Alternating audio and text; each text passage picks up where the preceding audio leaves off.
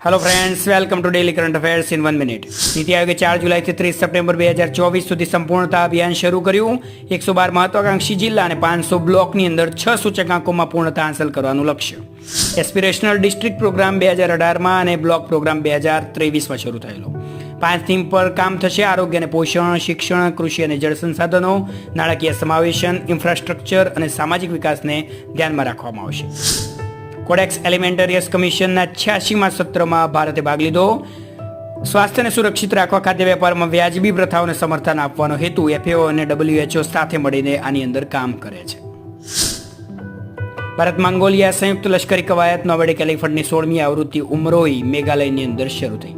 પુણે સ્થિત startup combat રોબોટિક્સે માનવ રહિત વાહનો માટે સફળતાપૂર્વક નવીનતમ સિમ્યુલેટર વિકસાવ્યું અને 2 ઇનોવેશન નીચે આપેલા છે।